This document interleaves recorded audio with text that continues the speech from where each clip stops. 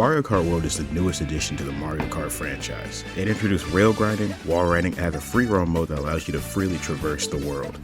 But who cares about that? This is a Mario Kart game, we're here for the tracks. Mario Kart World has 30 tracks and I'm going to be ranking them. I'm not ranking the Shell Cup versions of Crown City and Peach Stadium as they aren't available in the Versus mode selection. And thank God, because Shell Cup Peach Stadium is awful. But all that out of the way, let's get started with the list.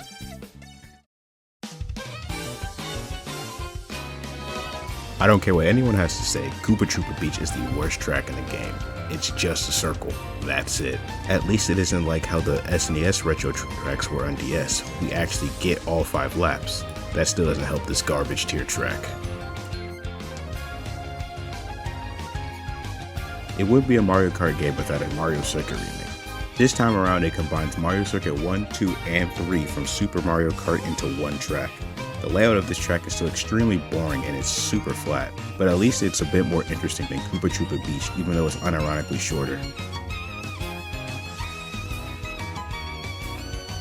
Desert Hills is up next. There isn't much to say about this track other than it's super boring. It's just a desert, not a whole lot there. The sand guys from Super Mario Land are cool. Peach Beach got a complete overhaul since its original experience. It's now a section track instead of a regular 3-lap track, and I think it could be better. The first section takes you through the original Peach Beach, and it's pretty easy. The second lap takes you up towards the castle, and you can trick off the rooftops to make your way to the third lap. This second section is pretty mid because you're actually going slower while on the rooftops. For the final section of this track, you start out by flying and then driving on water for the rest of the track. I'm not a huge fan of the water driving sections in any of the tracks in this game, but this one especially because it's a huge open body of water with no obstacles or interesting terrain. I don't think I need to tell you how ass that is. Wario Shipyard is the main track that suffers from Mario Kart World not letting you drive underwater.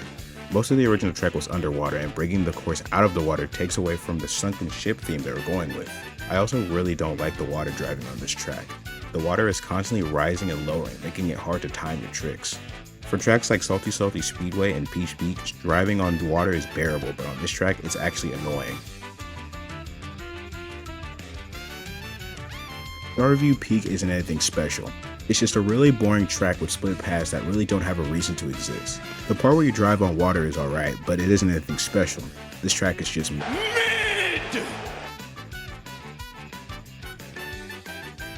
EK Pass is next, and it sucks. This track was pretty forgettable in DS and not much has changed. I got this high up because there are some tight turns and it has a pretty interesting aesthetic. But other than that, this track is extremely forgettable. Crown City reminds me of the city tracks from the Booster Course Pass. I know, shocker right, the track with city in the name reminds me of a city. But in all seriousness, this track is really flat and has a lot of open roads during the first lap. On the second lap, you drive on solar panels and get a few trick opportunities. After that, you start driving on elevated roads into more open road to get to lap 3. The last lap is more or less the same as the first, with open roads and a few turns here and there. There isn't anything too special about this track, it's just pretty solid. Mario Bros. Circuit is a pretty good starter track. It shows off rail grinding and a bit of wall riding. The layout isn't crazy, but it's supposed to be simple since it's the first track in the game. There's quite a bit of shortcuts, but nothing crazy like the later tracks. But this is just an all-round solid track. Whistle Stop Summit is essentially the true introduction of rail grinding. While the tracks before it in the Mushroom Cup have it, they don't have it quite to the extent of this track. There's a huge skill ceiling to this track because of all the trick opportunities. That is exactly why it's so low on the list. I suck at the game and therefore think this track is bad. Moo Moo Meadows is back again for some reason. I don't get why they brought this track back again. They could have just added Moo Moo Farm. But this track is most the same as it was for Mario Kart 8. The only differences between the versions is that the world version adds an extra ramp and removes one. That's about it. It's still solid, but I would have rather gotten a different track instead of this one again. Faraway Oasis looks pretty cool, but the layout isn't anything crazy. The cover image for the track has a giraffe and an elephant on it, but when racing, there are no animals in sight. The animals show up in intermissions before and after you race, but are very far off in the distance during an actual race. It's a huge missed opportunity to not incorporate the animals into this track in a similar fashion to how the original Dino Jungle only had a single dinosaur. The track is more style over substance, and even the style isn't all the way there. Dandelion Depths is a pretty bland track. It looks good, but in terms of layout, it isn't anything special. It's very bare bones in terms of the use of World's new mechanics. The water section of this track isn't bad, but isn't great either. I really don't know what else to say. This track is pretty forgettable. Sky High Sundae was one of my least favorite tracks in Mario Kart 8 Deluxe. It was a bottom 5 track for my 8 Deluxe ranking, so you could guess how happy I was once I found out that it came back. Luckily enough, this track got a huge glow up in World. It looks way better and the layout is much more interesting. The rails at the beginning that gave you a boost for no reason are now grind rails, and they just make more sense being there. At the end of the day, it's still just a huge oval, but it has a lot more going for it in this game. Wario Stadium finally got a remake, and it's pretty cool. The original Wario Stadium on the N64 was terrible, and for some reason, just a bunch of PNGs of Wario's face plastered everywhere. The layout also got an insane upgrade from the flat plane of dirt with a bunch of hills to ramps and high walls you can grind on. Everything about this track is an improvement on the original. Choco Mountain makes its return yet again. It also looks wildly different from its 8 Deluxe counterpart, and I kinda like it. Instead of driving through a giant chocolate mountain, you drive through a giant stadium with a ton of charging chucks just kind of chilling. The charging chucks are not only obstacles themselves, but they also throw footballs onto the track that you have to dodge, making the gameplay a tad bit more challenging.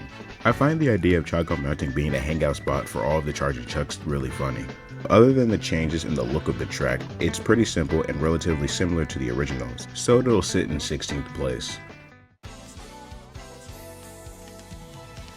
Cheep Cheep Falls is a track I want to like so much more than I actually do. It has a top tier aesthetic, layout, and has amazing music, but it falls short due to Mario Kart World's subpar water physics. It's really annoying to navigate the track due to the rushing water. It messes up your drifts and makes you drive straight into the off-road. Or maybe I'm just bad at the game. Salty Salty Speedway was a weird track for me to rank. The track starts off decently. The first 2/3 of the track provide a lot of trick opportunities. Then it falls off at the final stretch. The final portion of the track is just a large water driving section. Like Peach Beach, I don't like it when there's just an empty water section, but it's more bearable because it's shorter. At first, I really didn't like this track and I originally had it as a bottom 5 track in the game.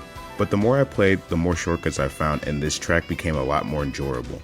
This track is the one I moved around the most due to how much I hated it at first, but started to like more later down the line. But I think the 13th spot is a good place to put Salty Salty Speedway. Peach Stadium is pretty fun. It feels like a mix between Mario Kart Stadium and Ace's version of Mario Circuit. With the way this track is designed, it almost feels like you're racing on a Mario Kart 8 track. Grind rails that give you the opportunity to do some crazy tricks. This track is just very well designed. Great Question Mark Block Ruins just barely misses out on the top 10. It has a really good layout and has a really cool aesthetic.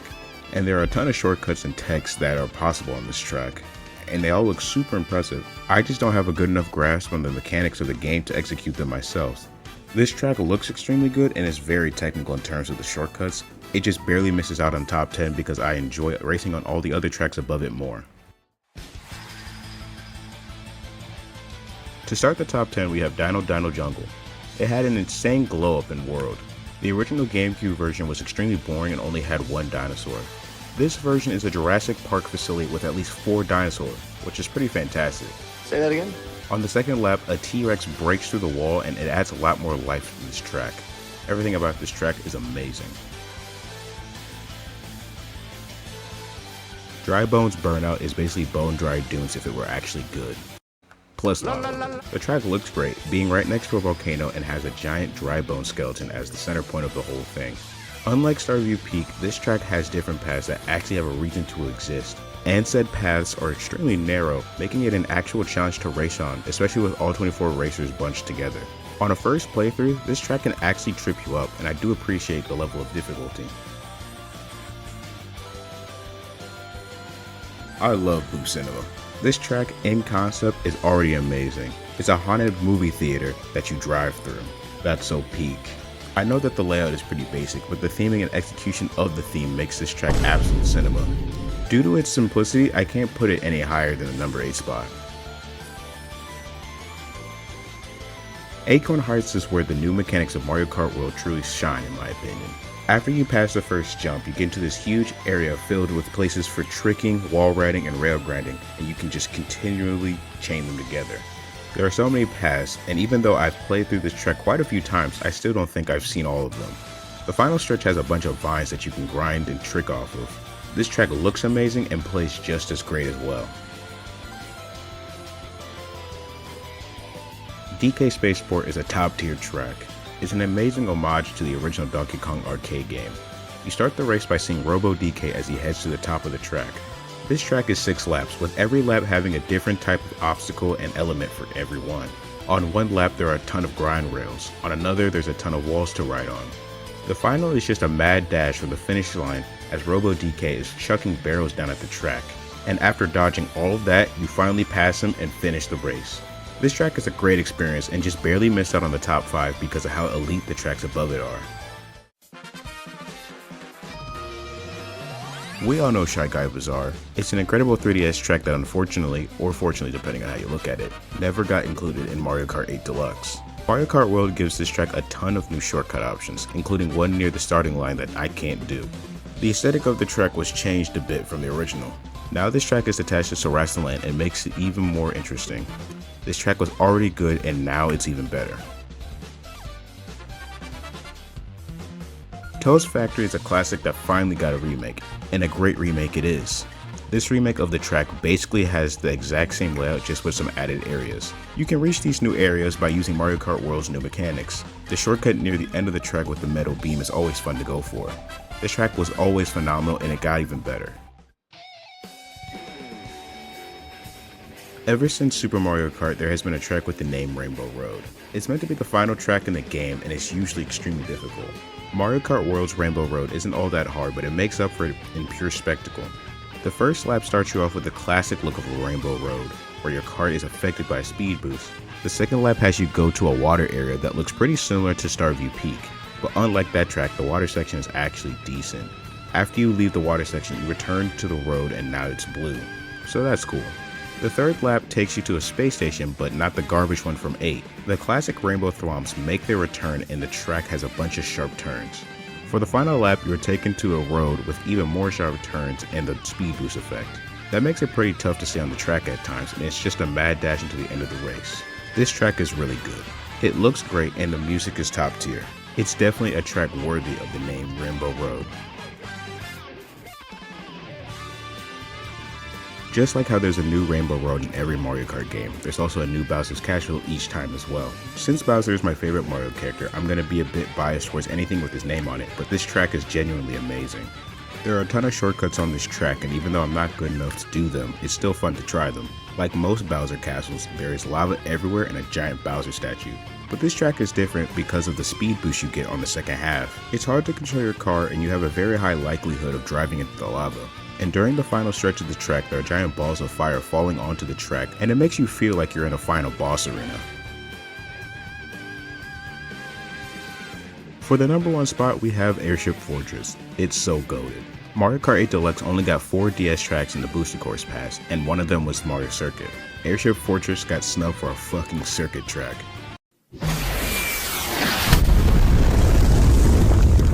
But now it's back in World, and it looks amazing. It's nearly unchanged from its original iteration, and that's great.